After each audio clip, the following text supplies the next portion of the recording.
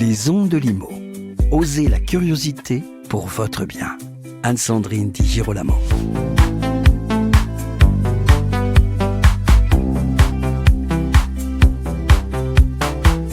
Je reçois aujourd'hui Jean-Luc Porcedo, président du pôle transformation des territoires de Nexity. Nexity qui s'attache aujourd'hui à relever le défi de l'eau en milieu urbain et à accompagner sur ce chemin les collectivités territoriales. Un projet d'envergure pour agir en faveur de la préservation de la ressource eau, un projet au service de l'intérêt général qui vient aujourd'hui expliquer et commenter. Bonjour Jean-Luc Porcedo. Bonjour, merci de m'accueillir. Comment, en tant qu'opérateur urbain, vous êtes-vous lancé dans ce projet et pourquoi, en fait, vouloir accompagner les collectivités territoriales sur ce sujet ? Comme vous le dites, notre métier, c'est la transformation et l'accompagnement des collectivités et des territoires. Aujourd'hui, je pense qu'il ne se passe pas une journée sans que la thématique de l'eau apparaisse dans la presse, sur les ondes et hélas parfois dans l'actualité. On l'a vu récemment de façon Espagne, dramatique. De façon dramatique, on l'a vu dans le Nord, on le voit vraiment quasi quotidiennement. Et c'est un sujet qu'on voit aussi apparaître, on va dire, auprès des collectivités sur la problématique, les interrogations et les conséquences de la problématique de l'eau. Donc, tout naturellement, dans nos métiers d'accompagnement, on voit un sujet émerger, on se dit comment on peut à la fois s'y intéresser, comment on essaye de trouver des solutions pour accompagner les collectivités, et puis aussi, tout simplement, comment ce sujet-là va impacter nos métiers. Parce que c'est aussi ça, d'abord, l'intérêt de Nexity ou l'attention de Nexity pour aller ces sujets-là. Puis après, par ailleurs, Nexity est une société qui est très engagée sur les sujets environnementaux, très engagée sur les objectifs, sur la décarbonation, très engagée sur comment transformer nos métiers d'aménageurs, promoteurs, qui sont effectivement des gros consommateurs, on va dire, de CO2, et comment les engager sur ce virage qui est essentiel, qui est partagé par tout le monde sur la transition énergétique. Dans nos métiers, on a, on va dire, trois fondamentaux qui nécessite notre transformation et notre participation, parce que nous sommes une entreprise citoyenne, les sujets environnementaux sont portés par Véronique Bédag et le conseil d'administration, qui nous obligent de travailler dans ces directions. Donc 3 sujets. Le premier, ce sont les modes constructifs, parce qu'on sait très bien que les modes constructifs sont extrêmement consommateurs de carbone. Et on a déjà pris ce virage. Depuis 6 ans, nous sommes le premier promoteur BBCA bas carbone en France, qui n'est pas rien, c'est de 6 années consécutives. Le deuxième sujet, c'est l'énergie, parce qu'aujourd'hui, l'utilisation des logements, l'aménagement des quartiers, le fonctionnement, c'est très lié à l'énergie. Donc on a un certain nombre de dispositifs, on a des accords cadres dans nos métiers sur les pompes à chaleur, on travaille sur la géothermie, et puis tout récemment, on a créé Nexity Solaire. J'étais venu vous raconter cette aventure. Donc le deuxième pilier, c'est l'énergie. Et puis le troisième, c'est effectivement l'eau. Pourquoi l'eau ?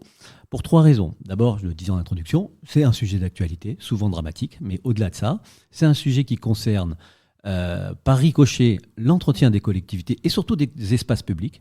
C'est un sujet qu'on est obligé d'aborder parce qu'aujourd'hui, dans nos métiers, on nous demande dans la plupart des PLU 25-30% de pleine terre. Pour de la pleine terre ou pour entretenir la pleine terre, il faut de l'eau.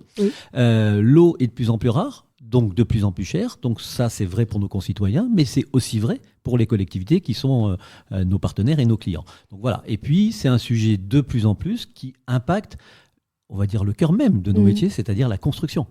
Je cite souvent 2 exemples. Le plateau de faïence, dans le Var, la communauté de communes a arrêté l'attribution des permis. Quand on voit cette information, forcément, ça doit nous interroger. Pas parce qu'on travaille pas trop sur le plateau de faïence, comme Nexity, mais un petit peu quand même. Mais forcément, ça doit nous interroger. Qu'est-ce qui fait que des collectivités décident de ne plus attribuer des permis parce que, alors là, c'est une question d'eau potable, mais parce qu'elles sont concernées par la question de l'eau. Première chose. Deuxième événement qui nous a beaucoup interrogés, et il se trouve que Véronique Bédag était sur ce territoire hier avec moi, l'agglomération de Caen-la-Mer, qui pour la première fois, on va dire, pour une collectivité, donc une agglomération, décide de prendre le temps de la réflexion pour quelles vont être les conséquences des rapports du GIEC sur notre territoire. C'est-à-dire qu'on a des collectivités qui aussi, forcément, se préoccupent de l'avenir, et là, qui se disent, en fait, on avait la ZAC de la presqu'île de Caen, qui va se transformer, voire prendre un temps d'arrêt, ou pouvoir s'arrêter pour un certain nombre de parties, parce que si on projette le rapport du GIEC, tout simplement, ce secteur-là sera inondé. Donc on voit bien là deux manières. Puis j'ai un troisième élément qui nous amène à nous interroger sur ça, tout simplement. Plutôt dans le sud-ouest, mais de plus en plus partout en France, des assurances qui interrogent leurs clients en disant non, là on ne va pas vous assurer parce que les questions de sécheresse, d'argile, posent des problèmes dans la structure, se fissurent de plus en plus, pour parler simplement, et donc on ne veut pas assurer votre maison. Donc là on voit bien qu'on est dans une évolution, des interrogations, des risques qu'on est obligé de prendre en compte. Une révolution aussi. Une adaptation surtout. Oui, une adaptation à la fois parce que, encore une fois, ça fait partie de notre ADN, de notre volonté, de la réponse aux enjeux environnementaux. On ne peut pas faire comme si on était... Plus personne ne peut faire ça sans en tenir compte de ces évolutions. Et puis aussi la préservation de nos métiers, tout bêtement, tout simplement. C'est-à-dire on est obligé de chercher à continuer à faire nos métiers en tenant compte, on va dire, de ces différents sujets. Alors, avant de parler de projets concrets et puis aussi du guide de l'eau, j'aimerais savoir quelle réception ont fait les collectivités territoriales de ce nouveau message qui est lancé par Nexity. Alors, d'abord, un peu comme vous, au début, c'est étonnant. Pourquoi le numéro 1 vient sur ce sujet ? C'est étonnant parce que la question, c'est qu'est-ce que vient faire Nexity sur ce sujet ? J'ai essayé de répondre à votre première question. C'est naturel que Nexity aille sur ces sujets parce que nous sommes une entreprise qui travaille sur l'aménagement urbain et la construction, mais aussi parce que nous sommes une entreprise citoyenne et engagée dans des transformations ou dans l'accompagnement des questions environnementales. J'ai, un élément de qu'est-ce que disent les collectivités. J'ai jamais eu autant de téléchargements sur le site de Nexity que pour le guide de l'eau. J'ai jamais eu... Alors moi, je travaille auprès des collectivités où on accompagne les collectivités depuis très longtemps. Donc, on fait comme tout le monde. Quand on produit un document, on l'envoie, on fait un petit mot, à la main.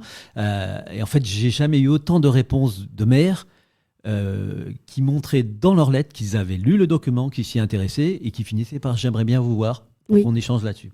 Je crois qu'il y a un vrai intérêt, mais tout simplement par rapport à ce que je disais précédemment, c'est que le sujet, plus personne ne peut l'ignorer. Et des élus responsables se disent, je dois apporter aussi ces services. Donc, je crois que j'ai eu plusieurs centaines de téléchargements. Je ne vais pas citer lesquels, mais je ne dis pas que c'est exceptionnel, parce qu'on a notre site Envie de Ville qui est systématiquement largement téléchargé, mais je crois que ça montre l'intérêt. C'est pas juste un document, c'est pas juste une parution, on va dire, de Nexity sur Nexity. C'est à la fois Nexity s'intéresse et alerte sur ce sujet. Nexity apporte des solutions parce qu'il y a déjà des expériences en réalisation. Donc je crois qu'il y a un vrai... je crois qu'il y a un intérêt pour les élus. Oui. Et d'ailleurs, c'est un guide extrêmement complet. On voit bien qu'il y a eu énormément de recherches. C'est un livre à mettre sur sa bibliothèque quand on est maire ou quand on est professionnel de l'immobilier. Je crois. Oui. Alors justement, dans ce guide de l'eau, vous écrivez en préambule, je vous cite, « Avoir mis en place des offres spécifiques permettant d'accompagner les territoires lors d'opérations qui ne sont pas directement liées à notre métier de promoteur, mais dont nous avons la conviction, ça on en a parlé, qu'elles accompagnent les élus dans la transition de leur territoire. » Alors moi, j'aimerais bien que vous puissiez nous parler de ces offres et illustrer maintenant votre propos par quelques exemples, si c'est possible. Pour décliner ça, on a souvent l'habitude de dire à Nexity, nous sommes un acteur engagé sur la fabrique de la ville, à travers tous nos métiers, l'aménagement, la promotion, l'exploitation, mais nous restons sur nos métiers. Et que pour répondre à l'ensemble des problématiques et des questions qui nous sont posées, on ne peut pas faire autrement. Et je crois que c'est un vrai choix de la part du groupe de s'associer à des experts et à des professionnels. Pour arriver à ce guide, pour arriver à ces réflexions, d'abord on s'associe à des étudiants de Sciences Po, au CEREMA, on participe à des lieux de recherche, à des lieux de réflexion sur comment on appréhende. Et là, souvent, on nous dit, mais tiens, c'est étonnant de vous voir ici. Non, c'est pas étonnant, c'est au contraire, c'est une vraie volonté. Deuxièmement, on va chercher des partenaires. Donc là, on a réussi à construire, et vraiment, je remercie nos partenaires, avec Odali, qui est une filiale de l'Assor. L'Assor étant une des grandes entreprises, entre guillemets, sur la gestion de l'eau en France. On s'est associé pour construire des outils de récupération des eaux usées, des eaux de douche, mais aussi de récupération, et on peut le faire depuis le décret du 12 juillet dernier, des eaux grises. À la fois pour, on va dire, le plaisir de les récupérer et de les réutiliser. Avec les dispositifs qu'on met en place, on récupère près de 45% des eaux usées. C'est extrêmement important. Et ça, on met en place un dispositif, c'est Odali qui fait ça, très technique, c'est une espèce de grosse boîte qui va organiser la récupération et le traitement des eaux. Alors pour deux raisons. D'abord parce que, je le disais tout à l'heure, les collectivités nous demandent de plus en plus le retour de pleine terre dans nos opérations. Et nous, on associe la gestion de l'eau, la question de l'eau à la diversité, à la biodiversité, qui est aussi un sujet sur lequel on est engagé. Mais on a en face de nous des partenaires. Je vais vous donner une image. Il y a une quinzaine d'années, la plupart des espaces publics dans nos villes étaient, on va dire, autour du minéral. Oui. On avait des grandes dalles en marbre, voilà, Oui. en pierre. Et le traitement de ces espaces était assez simple. C'était un petit tracteur pour caricaturer un petit peu, avec un agent municipal qui balayait, un autre qui mettait un peu d'eau, et on le voit dans les rues et les places de toutes nos villes. Aujourd'hui, le retour de la pleine terre, mécaniquement, change l'entretien et le fonctionnement de l'espace public et donc des villes. Le change à la fois en visuel, parce que le retour de la pleine terre, ce sont des arbres, ce sont de la végétation et donc de la biodiversité, mais c'est aussi l'entretien. C'était beaucoup plus économique un petit tracteur qui tournait que l'entretien d'espaces végétalisés, parce que là, ce sont des hommes et des femmes. Et de la compétence. Mais donc, pour les collectivités, des coûts supplémentaires. À la fois en arrosant, mais il faut toujours partir de choses assez simples, un peu de bon sens dans nos métiers. Pour entretenir des espaces verts, il faut de l'eau. L'eau coûte cher. Donc comment on peut accompagner, proposer des solutions pour les collectivités et avoir toujours en tête que tout ce que l'on fait dans nos métiers a un effet ricochet qui est souvent un ricochet de coût. Donc la récupération des eaux pour la remettre sur l'entretien et l'utilisation des espaces publics, c'est du bon sens, c'est tout simple, il y a de la technique pour le faire, et en même temps c'est une forme de réponse aux collectivités en disant on sait faire ça, vous nous demandez de la pleine terre, on vous aide aussi dans nos projets à entretenir cette pleine terre. Donc voilà, ça c'est vraiment le premier sujet, et on voit bien les élus qui disent à la fois il y a un vrai sujet de réponse aux enjeux environnementaux, mais on apporte un sujet, on va dire, ou une réponse aussi à des questions de coût. On fait la même chose quand nous, dans le cadre de mes métiers d'aménageur, on va dire dans une ZAC ou dans le cadre d'un gros projet avec un PUP, on apporte une réponse à l'investissement. Quand on fait un gros projet ou qu'on urbanise, on va dire 300 logements, c'est 6 classes. 6 classes, ça veut dire des ASEM, ça veut dire qu'il faut trouver des moyens pour construire ces classes. Et donc, c'est un système de participation où l'opérateur, l'aménageur, va, on va dire, participer, payer une partie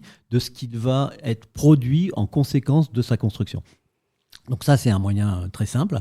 On met en place des outils, une technique, on récupère l'eau et puis on réutilise cette eau. Bon. Après, il y a d'autres choses sur lesquelles on n'a pas encore mis en place, mais l'année 25 sera une année d'expérimentation sur ce genre de choses. On va essayer, autour des maisons individuelles, de stocker de l'eau et de la réintroduire dans les sols, en particulier les sols argileux, avec des éléments techniques de test. Quand le sol va trop sécher, et du goutte à goutte va permettre tout simplement d'éviter les fissures.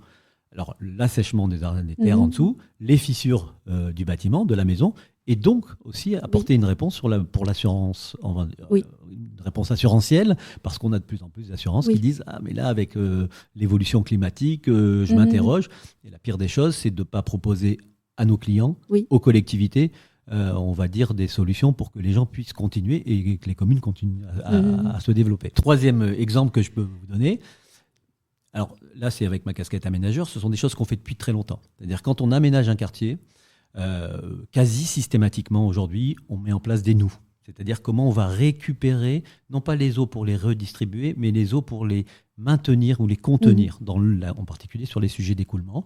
Aujourd'hui, il y a plein d'exemples dans plusieurs de nos ZAC, quasi systématiquement des nus pour accompagner l'eau vers la sortie, on va dire, où on met en place, on va dire, de l'espace vert, de l'espace public qui va servir de réservoir d'eau quand il y a trop de pluie.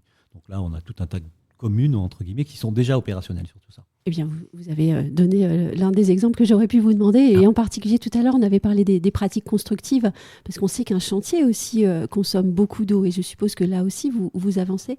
Alors, sur la consommation d'eau pendant le chantier, c'est parce que très souvent, le béton consomme de l'eau. Oui, c'est surtout ça.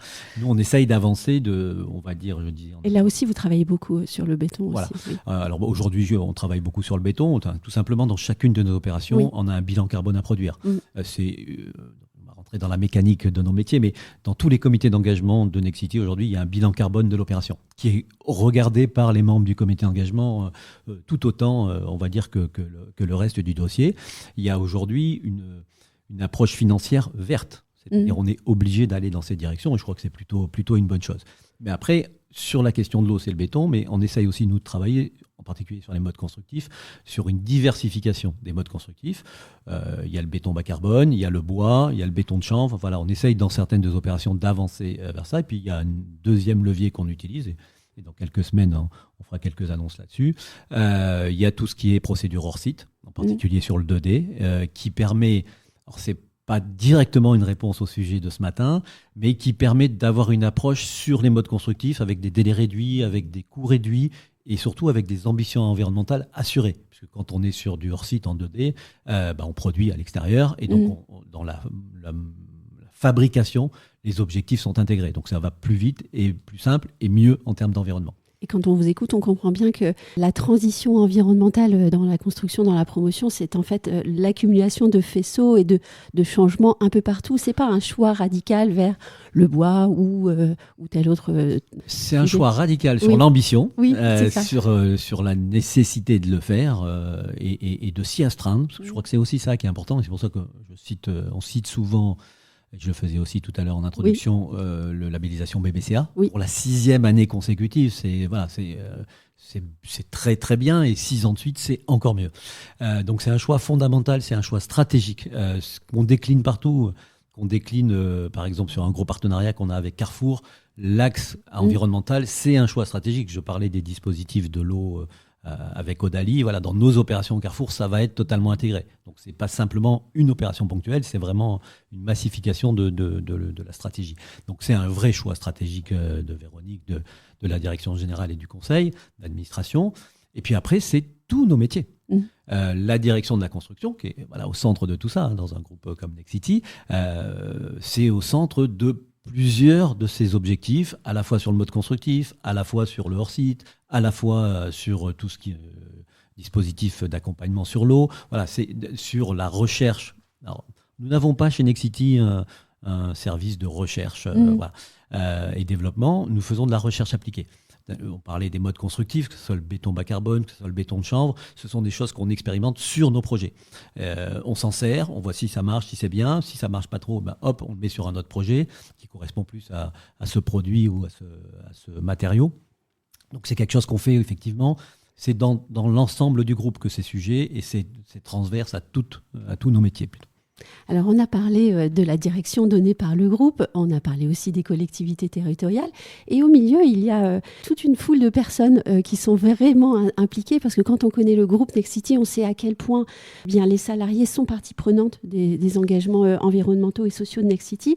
Est-ce que d'abord, c'est une question peut-être un peu originale, mais est-ce que certaines idées, est-ce que certaines actions sont parfois inspirées par les salariés? Et puis aussi, comment est-ce que vous les embarquez dans ce projet sur l'eau? Une entreprise comme Nexity, mais une aventure entrepreneuriale quelle qu'elle soit, ne repose à la fois sur les dirigeants qui donnent la direction, qui donnent l'énergie, mais surtout sur les équipes, surtout sur, on va dire, les collègues qui sont à tous les étages d'une maison et dans tous les métiers d'un groupe comme Nexity. Donc, c'est dans notre ADN aussi et je crois que c'est aussi la force de notre maison, d'être poussé par les agents, d'être poussé par les collègues et de les embarquer. Voilà, c'est vraiment une aventure collective, une entreprise. Et Nexity comme les autres, mais encore plus Nexity.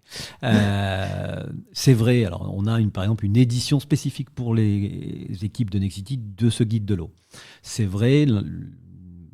Au cœur de tout ça, on a à la fois les métiers d'aménagement, au cœur de tous ces sujets d'eau, les métiers d'aménagement parce que c'est plutôt sur le grand volume qu'on a plus de force pour avancer.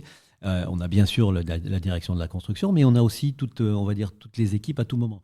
Je citerai un dispositif qu'on a en interne, qu'on appelle Talent de Ville, où on met devant les équipes de Nexity, une fois tous les 2-3 mois, on va dire une thématique en débat et on fait venir, ou plutôt en présentation, et on fait venir des experts, des archis, des chercheurs, des urbanistes sur cette thématique. Et il y a eu quelques mois, c'était le début de notre réflexion, on avait fait un talent de ville sur l'eau.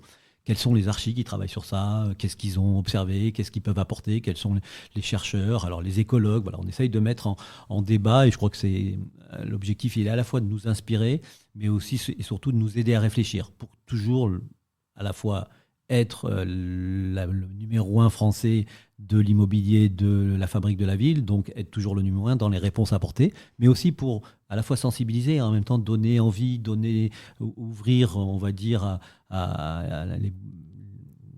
aux idées, les salariés, les équipes dans chacun de nos métiers. Ça fait partie, donc cette petite initiative qui est vraiment interne, qui s'appelle Talent de Ville, c'est tous les 2-3 mois en fonction de l'agenda, et c'est, voilà, on a eu, c'était, je crois, au printemps dernier, des archis, des écologues, des chercheurs qui sont venus plancher devant 300 salariés de Nexity. Qu'est-ce qui se passe sur l'eau? Puis après, on entretient à travers différents supports. Je parlais d'Envie de Ville, par exemple, mais il y en a d'autres dans la maison, sur qu'est-ce qui se passe autour de nous. Qu'est-ce qui se passe, comment on y répond, comment on peut mettre en place et comment certains des collègues, quelle que soit leur fonction, viennent nous aider. C'est quelques exemples. Merci Jean-Louis Porcedo de cet entretien absolument passionnant, je dirais même inspirant. Merci de nous avoir aussi guidés à l'intérieur Nexity et de ce projet sur l'eau. Et puis merci à vous toutes et tous qui nous écoutez. Merci. Retrouvez les Ondes de Limo sur ondedelimo.com, les réseaux sociaux et la newsletter.